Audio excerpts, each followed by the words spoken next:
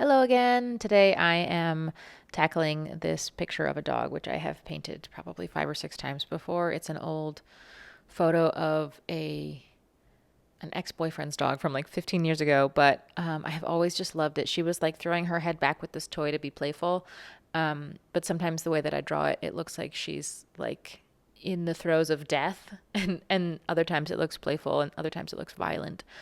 So I just find it really interesting.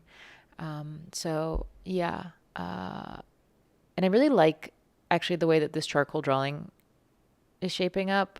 I think it's quite charming. I'm gonna ruin it here in a little bit, but note to self to maybe just make some charcoal drawings that I spray with fixative and just let them be, because I tend to like them a lot more before I put the matte medium on them and seal them before I paint on top. I think that actually kind of ruins a lot of the magic of the charcoal. I mean, it's so easy to draw with, but see how it's just like it's just lost like the depth of like the variation in the like line weights and texture of the lines. It's like what they taught me to do in school. It's one of those things I've just done for a long time, but I think the next painting I'm gonna paint without doing any drawing and just see what happens. This colored pencil grid is something I started doing a couple of paintings ago, and I don't remember the like what, you know, oh look, she's unhappy and grumpy. Shocker. I think I'm annoyed because I don't like the drawing after the matte medium, and I don't really know what I'm doing with these grids, but I'm just doing it anyway because it's something I've been doing lately. So and I haven't yet, I guess, figured it out. So I'm still in the dark forest. I'm always in the dark forest. Uh, yeah, starting the painting, obviously, and this stroke right here, ick. I think the palette I'm using, I'm trying to remember the exact colors. There's like definitely burnt sienna and white and Naples yellow, but there's another yellow that I'm using that I don't think I've ever used before. I was so lucky to have a friend who moved to Europe and had a bunch of painting stuff in storage, and asked if I wanted their oil paint collection. And I was so happy to receive it. And the fun thing about that is that there were a bunch of colors I might have maybe never picked off the shelf. And so that's obviously an enormous opportunity. But I think I used a yellow here that I think I do not like. I don't know which one it is. I can't remember now, but yeah, I think you can tell I like used it in the chest and then stopped using it as I like went lower in the body, because it just feels like it's sour. It's sour. Like it's flat, sour. It makes me think of like curdled milk or something. Like it's icky. But into this part here, I think I'm just using burnt sienna and white. So it's got more of like a creamy, milky, I don't know, less lemony feel. Um, yeah. This dog's name was Mia. She was really sweet.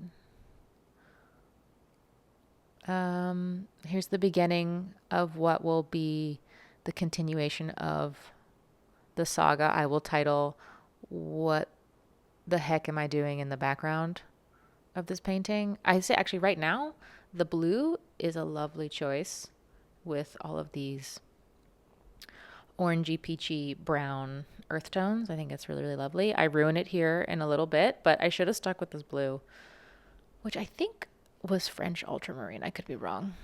Maybe cerulean. I'm always getting my blues mixed up. I even have like a little chart on my wall, and I'm having to constantly reference it. And at a certain point, I'm like, when will I learn the blues? Like, surely I should know this. But I always have to check the chart. It's so silly. I apologize for the varying focus in this video. I am still learning how to video and will figure it out and do a better job for the next one. I don't know how yet, but I have to Google it. But I promise I will. I really like this little highlights that I just popped on that like lower hidden leg. It really makes that like pop out. Like the lower half of the body is kind of coming to life.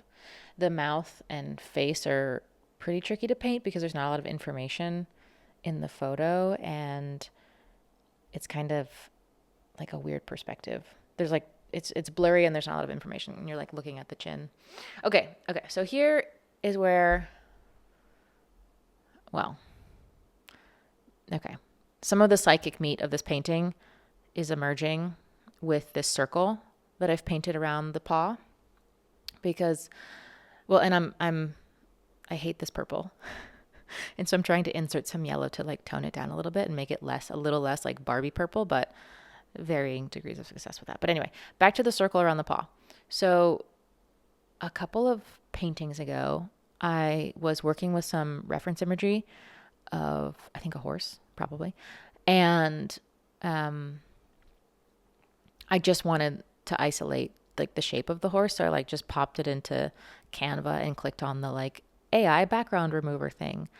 And it did like an okay job, but there are some areas where it gets confused. And so I go back in with the little retoucher to like reinstate certain areas. And it's often around the feet or the hooves. And I just was really charmed by this idea that like AI can't find the edges of things. I mean, I know this is true even in like a sophisticated program like Photoshop. You know, you still often have to go in and tell it with your human eye, like, no, this is the object and this is the space around it. And so I think there's some poetic weight to the notion that like a computer doesn't know where the edge of something is. And also, I think I know where the edge of something is. But also, no, we don't actually know where the edge of something is because everything's connected.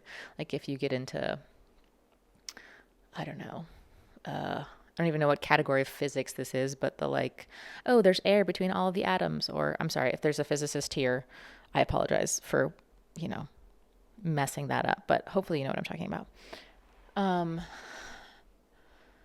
Yeah, the purple can't be saved. I'm trying to just do something else with it. But so there's that notion that I find interesting, like this, like drawing a circle around something to talk about how no one can agree where the boundary is.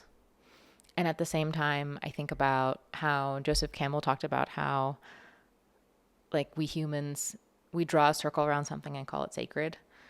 And it makes it sound almost arbitrary, but it kind of is. It can be. And so I think the world in which those two things intersect is interesting to me. And so I will probably keep doing it in my paintings while I figure out like what I mean or what is interesting about it or how I want to explore it. And so you'll see later that I, either try like filling in that space with a color or denoting it with a line, or there's a couple different ways to like, I don't know, address that space. Yeah. It's kind of hard to see probably, but I think I really like these last few marks I've made and the ones I'm making now because I'm using like a much wirier brush and there's a good amount of paint already on the canvas. And so it makes kind of like there's like a goopy, kind of streaky, stringy quality to the marks. That is really nice. I have painted with acrylics for so long and always like really washed out, like thinned and layered.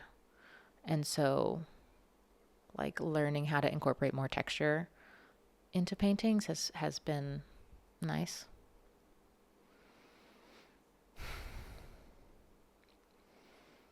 Thinking of the circle around things, I'm reading Virginia Woolf's A Room of One's Own. And I don't know if any of you have read that, but I think this is the only thing by her that I've read so far. But my understanding is that a lot of her writing has this like stream of consciousness structure style. And so when you're reading it, it kind of feels a little bit like skipping downhill. Like you just go from one thing to the next and you're like kind of halfway into the new topic and you're like, oh, we're done with the other thing. Like we're not going to go back. we're in a new thing. And it just keeps like rolling and spinning and continuing. And sometimes she doesn't finish a thought. And it's really, well, it's very like, there are no boundaries. Everything is the same thing. But also there's this funny, I'm going to read it to you. I don't know if I have time. Where is it? It made me laugh. Okay. She's setting up a scene wherein she looks out a window and sees a cat, and it kind of then catapults you into this whole other thing. But in this scene, it is a curious fact that novelists have a way of making us believe that luncheon parties are invariably memorable for something very witty that was said or for something very wise that was done, but they seldom spare a word for what was eaten. It is part of the novelist convention not to mention soup and salmon and ducklings, as if soup and salmon and ducklings were of no importance whatsoever, as if nobody ever smoked a cigar or drank a glass of wine. Here, however, I shall take the liberty to defy that convention and to tell you that the lunch on this occasion began with soles sunk in a deep dish over which the college cook had spread a counterpane of the whitest cream, save that it was branded here and there with brown spots like the spots on the flanks of a dough. And she goes on and on and on. But I like this idea that she's like, I'm going to stop here and draw a circle around this and tell you about it. That made me chuckle, but also feels like related to this painting in some way. Yeah, here I'm treating the space around the pause differently, just as a way to figure out like how do I want to do that? Finishing off with the little toy. I'm officially over this painting. Yeah, I just think the green, I don't know. I didn't know what I was doing with the background, but there's some successful things about it, like exploring the paw circles, exploring more textured marks, exploring a new yellow, deciding I don't like it. Things were learned. So, yeah, no paintings wasted, right?